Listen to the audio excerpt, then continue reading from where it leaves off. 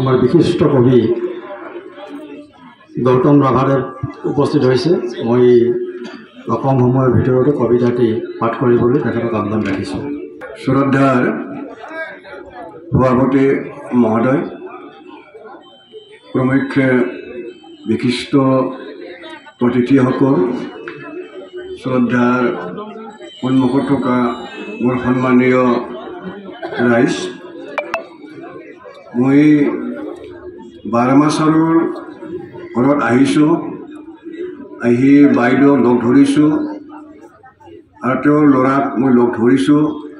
লগ ধৰি মই কৈছোঁ যে এটা কবিতা মই লিখিম, আপোনালোকৰ কেনেকুৱা হয় এইটো চাব। তেতিয়া তেওঁলোকে চালে, চাই ক'লে ভাল হৈছে বুলি ক'লে। তেতিয়া মই কামত আগবাঢ়ি গৈছোঁ। এই কবিতাটো মই নাম দিছোঁ বাক্সাৰ এটি সূৰ্য হেৰাল। বাক্সাৰ এটি সূৰ্য হেৰাল। নাম মোৰ গৌতম ৰাভা, ৰামপুৰ বাক্সা।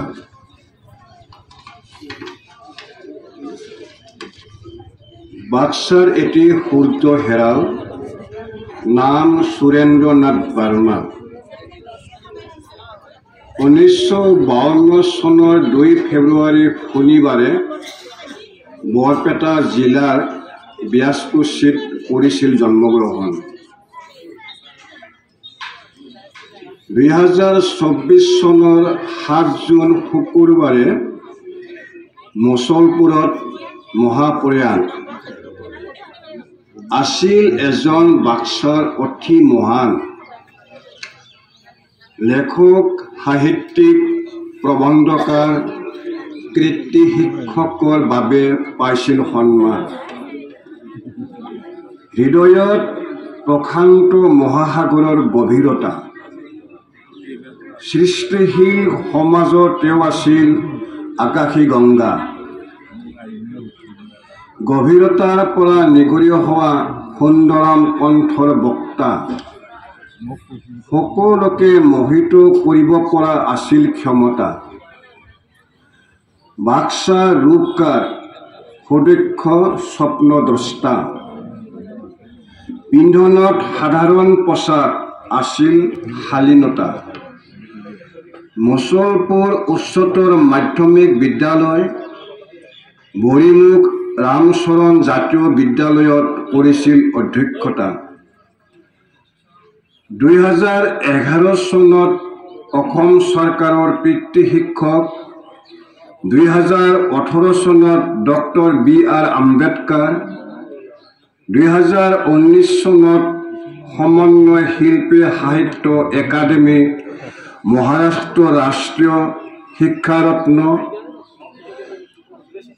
2021 চনত সমন্বয়ৰ শিল্পী সাহিত্য পৰিষদ জীৱনজোৰা শিক্ষা সাধনা পাইছিল বঁটা। বাক্সাৰ জনসাধাৰণে জনাইছিল কৃতজ্ঞতা।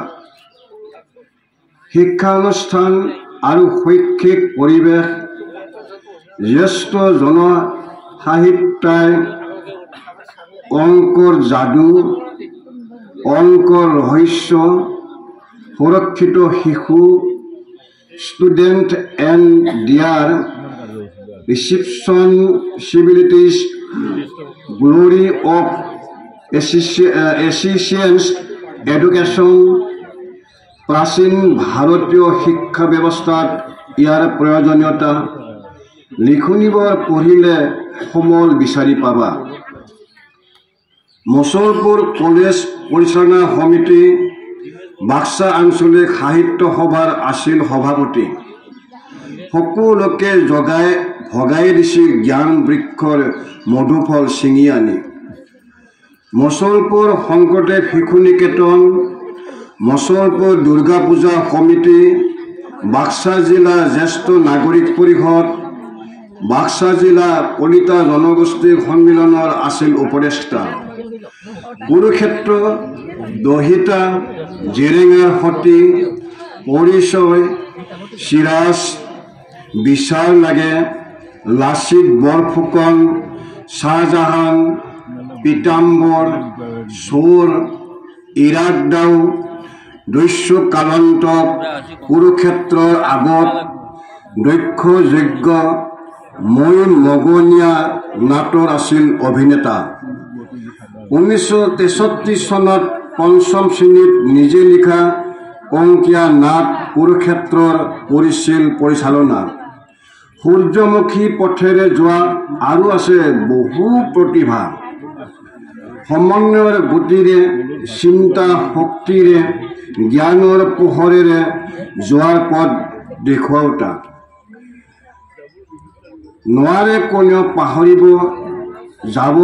পাহৰি যাব এৰি থৈ যোৱা স্মৃতিৰ কথা আখৰিক শক্তি দমনত দুৰ্গা দেৱীৰ মহাত্মা শিক্ষা আৰু শিক্ষক শিক্ষাগুৰু বিদ্যালয়ৰ সৰ্বাংগীন উন্নতি আৰু বিকাশত বিদ্যালয় প্ৰধানৰ দায়িত্ব আৰু কৰ্তব্য প্ৰাচীন ভাৰতীয় শিক্ষাৰ গৌৰৱময় ইতিহাস আধ্যাত্মিক শিক্ষা মাধ্যমিক পৰ্যায়ৰ শিক্ষা ব্যৱস্থাত ইয়াৰ প্ৰয়োজনীয়তা প্ৰবন্ধৰ জৰিয়তে লেখকৰ পৰিচয় আৰু গুণৰ মহিমা তাতেই বিচাৰি পাবা 2012 চনৰ 31 জানুৱাৰী মঙ্গলবাৰত কৰিছিল অৱসৰ গ্ৰহণ সাফল্য শিক্ষাৰ হেতুৰে বাক্সাখনক কৰিছিল সংযোজন হঠাৎ আহিল ক'ৰ পৰা এজাক কাল ধুমুহা উভালি পেলালে বৃহৎ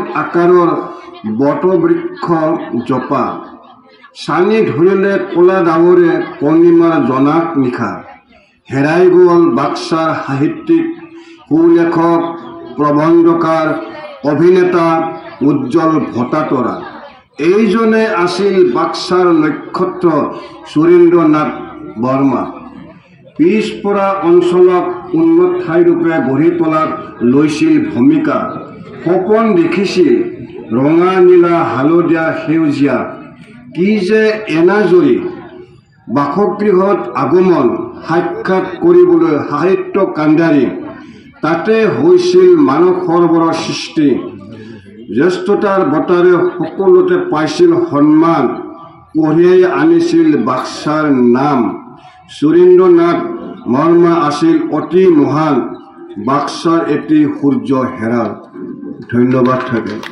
বঢ়িয়া